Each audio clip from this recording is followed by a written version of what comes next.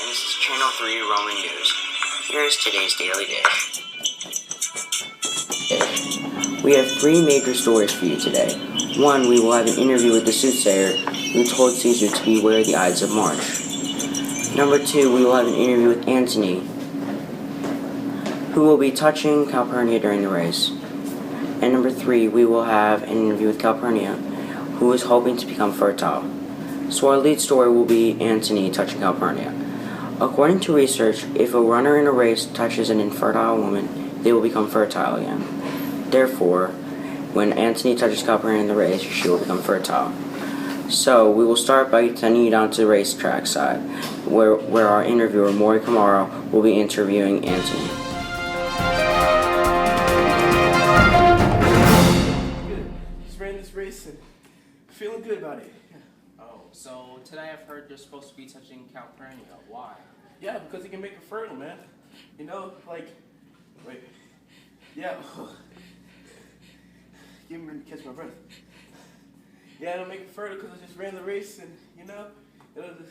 So what you're trying to say is a runner will make a woman fertile. Yeah, if you run long enough and hard enough and for the right reason. So why do you think Caesar chose you? Well, because we were good friends, and, you know, like, when you have that bond with the person, like, it really brings out the good in you, and I can make it fertile. But there's been talk of Caesar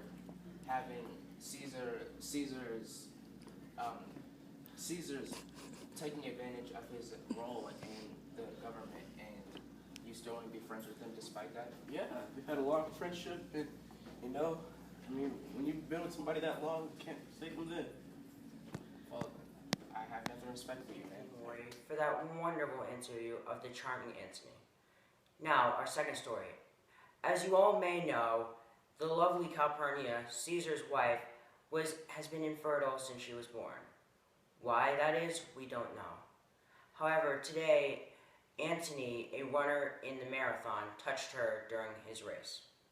As people know, if a runner touches an infertile woman during the race, then she will become fertile again.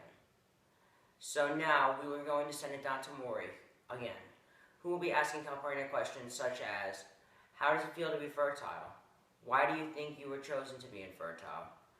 Does she feel blessed at all? Does she think Caesar will become a good father? Does she think she'll be a good mother? All these questions and more will be answered by the lovely Calpurnia. Now, Maury, please take it away. As you know, you just saw all of the runners running the race. However, because of time constraints and technical difficulties, as well as Calpurnia and Caesar's opinion, we will not be filming the scene of Antony touching Calpurnia. We apologize for How's having it going? It's great. So, today you have been supposedly made fertile. How does it feel? I feel blessed to have this opportunity, and I feel like I have more maternal instincts now, and I'm really relieved. So, why do you think you were infertile in the first place? Well, I was born infertile, and I don't know. I think God just wanted to give me, the gods wanted to give me this opportunity to be blessed and show that it's possible. It's thanks to God. Thank the gods. Anyways, so, do you think Caesar will be a good father? I feel like he'll be a good leader for the child. I don't know about the father part, but if my son or daughter takes after Caesar, then he'll be great. Well, just between me and you, do you think, were you doing this for Caesar or was this for you? I'm doing this for Caesar, and I'm doing it for myself. I know Caesar wants to continue his legacy, but so do I. Although I'm not as special as Caesar, I want to try. That's great, that's great. So, there's been a prophecy made about Caesar. You and me both know it, but I'll repeat it again. So, it told him to beware the Ides of March, but it was known as March 15th. What do you think about this? I think he should take the other. I think they have the wrong one. Any suspects? Any suspects? It's the next one.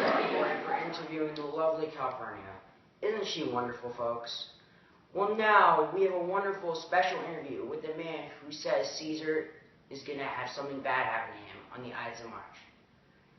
Today, our interview with the Soothsayer is conducted in a private location. Therefore, no one will know where he lives, how to find him, or what happens if he's wrong or right. What does Soothsayer have in store for us? Has he made any previous predictions? Has something really bad happened to him in the past? What caused him to become a soothsayer? These questions and more will be answered with the Soothsayer's interview in just a moment. But once again, today's show is sponsored by Nike Bed Togas. Please remember, if you're going to use a toga, buy it from Nike, because they're the best in the world.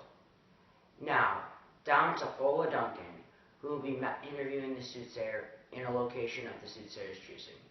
And remember, if you need something predicted, the Soothsayer could be right, could be wrong, but don't always trust the Soothsayer. How's your day been going? Well, So I heard you told Julius Caesar a message. What was that message?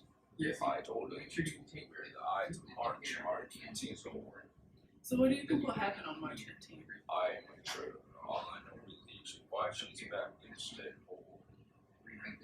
So what past predictions have you said? I think that the last leader will fall out as well, and then Caesar would reign until there would be objections to like this. So is there anyone in specific that you think Caesar should avoid? I do not know. All I know is he's great danger. Thank you, Soothsayer. Well, for that quite interesting interview with the Soothsayer. Well, that's our show today, folks. Now, for the wrap-up of today. Today, we had an interview with Antony, who said he felt honored that Caesar chose him, one of his best friends, to touch Calpurnia during the race, knowing that Antony was really fast and knowing that Antony was such a good friend that he would do it for him no matter the circumstances. Our second story had Maury interviewing Calpurnia today.